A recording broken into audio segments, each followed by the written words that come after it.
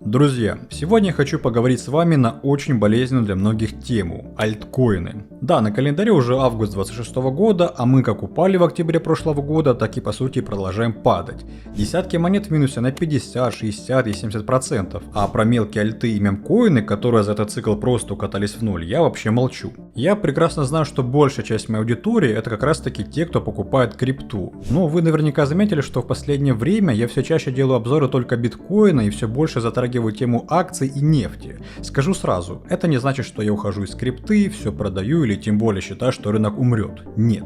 Просто сейчас мы находимся в такой фазе, для выхода из которой потребуется время. Поэтому сегодня, друзья, я хочу сделать необычное видео с обзором рынка и прогнозом. Я хочу просто поговорить и озвучить свои мысли. О том, что же реально происходит на крипторынке, что вообще творится с альткоинами и есть ли надежда на их рост. Также затрону тему моего экспериментального портфеля из альтов, который, конечно же, сейчас в просадке, и в целом озвучу, что я думаю по поводу альтов, а самое главное, что стоит делать прямо сейчас, если у вас минуса по этим монетам. Расскажу, что делаю я и как за последние 3 месяца удалось компенсировать эти просадки по споту. А перед просмотром обязательно поставьте лайк. Несмотря на такой небольшой застой на крипторынке, я продолжаю делать для вас новые видео, а также делюсь актуальной информацией и событиями, и это заслуживает поддержки. А в комментариях можете сразу написать ваше мнение, что вы думаете по альткоинам, и задать любой вопрос, который вас интересует. Я в принципе стараюсь отвечать всем. $10 за прошлый комментарий забирает этот зритель, а мы, друзья, начинаем.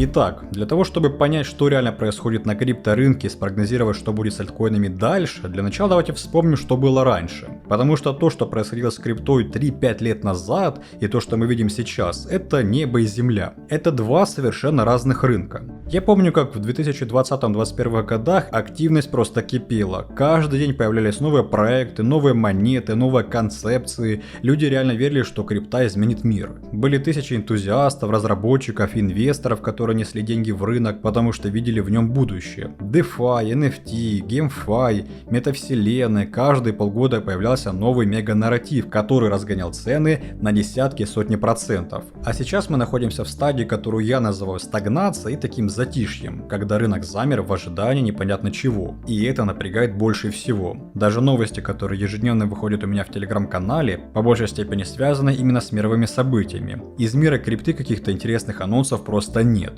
Тем не менее, в Телеграме есть вся актуальная информация, много моих сделок и торговых идей. Канал я веду уже больше 4 лет, и у нас самое большое криптосообщество на рынке. И ссылка есть в описании. Так вот, что интересно, с 2022 года я, честно говоря, уже начал сомневаться в том, что обычный альтсезон вообще придет. Хотя при этом я все равно верил в рост фундаментальных проектов. Я думал так, если проект реально что-то строит, если у него есть продукт, команда, пользователи и доход, то рано или поздно рынок его оценит.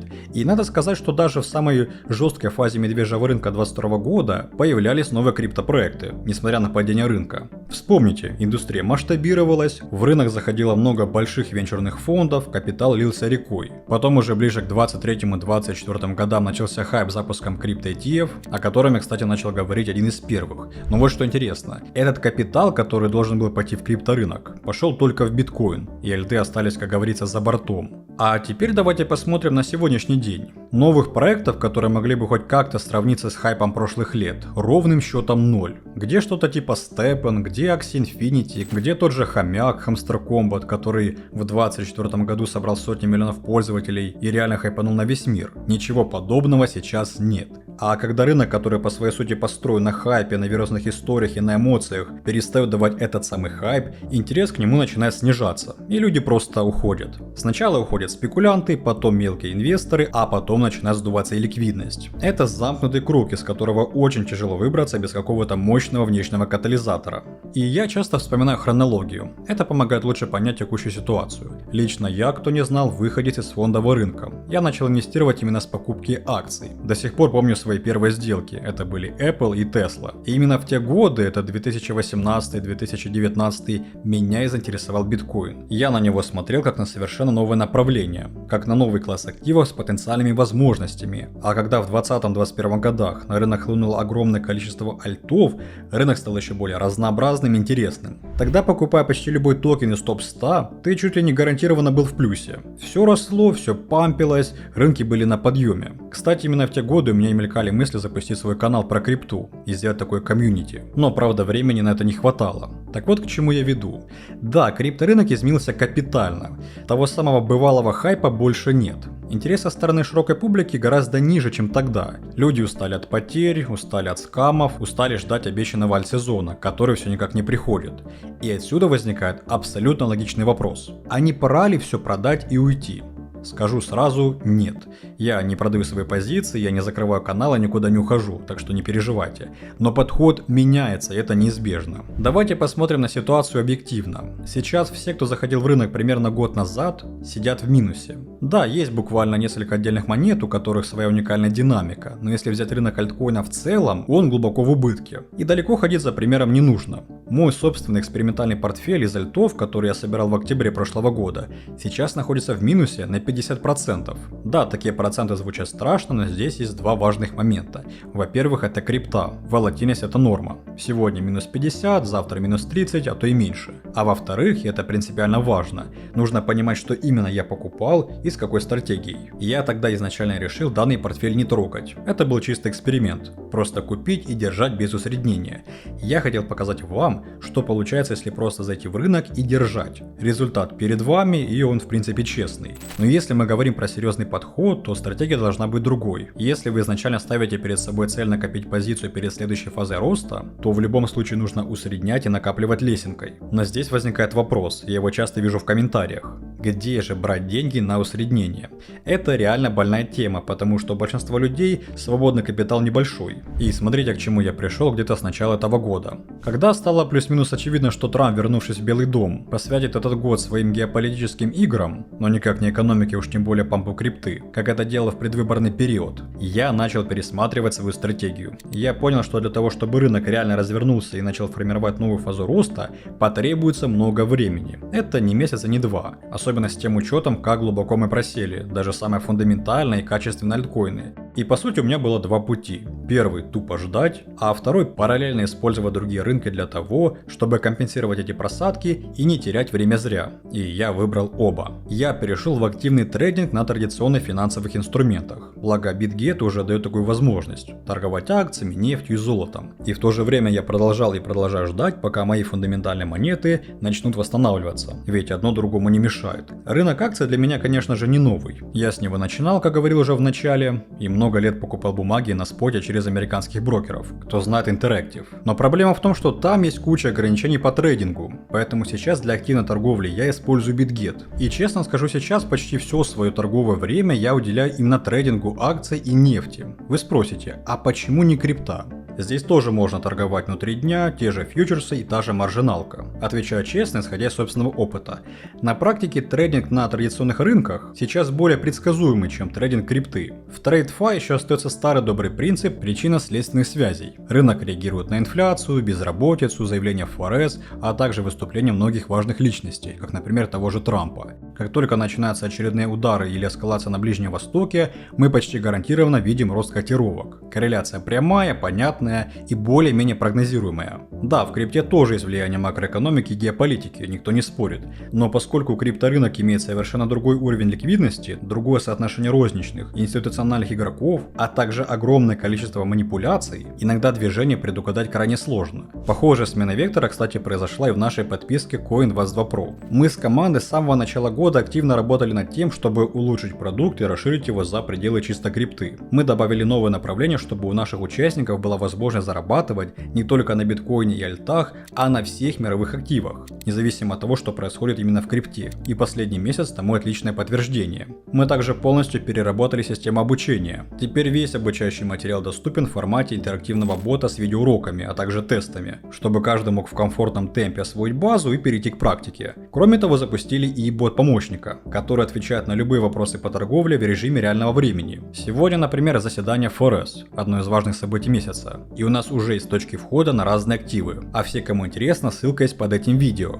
Так вот, возвращаясь к главной теме, когда я понимал и говорил вам, что не вижу альтсезона, я это даже говорил еще пару лет назад, и предполагал, что если альты уйдут в коррекцию, а конфликт на Ближнем Востоке затянется и нефть будет расти, нам понадобится много времени, чтобы вся эта история восстановилась. Думаю, сейчас вы сами это видите. И тогда я столкнулся с проблемой. На крипторынке почти не выходит никаких событий. Нет новых громких проектов, интересных анонсов, запусков монет и новых сервисов. И я не всегда хотел, чтобы мой канал был ограничен только криптой. Согласитесь, ведь если твоя главная цель зарабатывать на трейдинге и инвестициях, то по большему счету не важно, какой актив ты используешь. А когда традиционные рынки перешли на криптобиржи, ну просто грех этим не воспользоваться. И вот это, друзья, как раз таки отвечает на вопрос, что делать, если ваши альткоины в просадке. Если не уходить глубоко в метрику и теханализ, то сейчас весь крипторынок находится в поздней стадии медвежьего рынка. Заметьте, не в финальной, а в поздней, если отталкиваться от 4-летнего цикла биткоина. В таком случае продавать все альты сейчас и полностью уходить – одно из самых глупых решений. Наоборот, если смотреть на историю, то именно такие фазы выступают лучшим временем для накопления. Как раз перед финальными капитуляциями раньше накапливать было лучше всего. Но нам же нужно не только накопление, надо, чтобы это еще и все и выросло, а на это нужно время.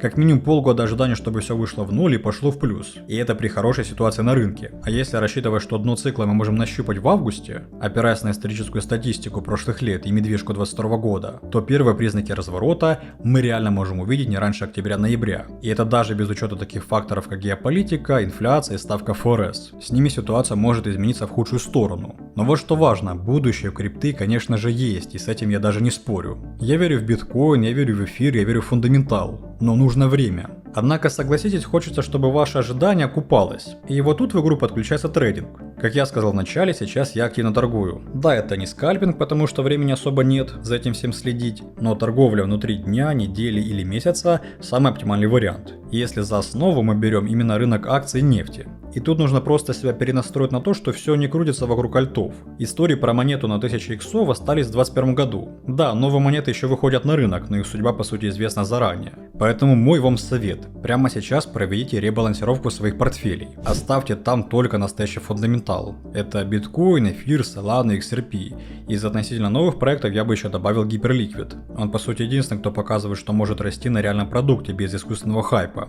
А если хотите, чтобы я сделал отдельно большое видео с разбором топ альтов на перспективу на эту половину года, поставьте лайк и обязательно напишите об этом в комментариях. И вот что еще интересно, с точки зрения управления капиталом, сейчас лучше всего использовать эту ликвидность для трейдинга, и пока основной спот стоит в боковике, использовать эту активную часть для торговли на других рынках. Кстати, именно так работают крупные фонды с Уолл-стрит. Они не сидят в одном активе годами без движения, они постоянно ребалансируют портфели, торгуют, покупают, часть продают и заменяют разными активами, поэтому не думайте, что это какая-то нерабочая стратегия. Но не нужно ограничивать себя только криптой.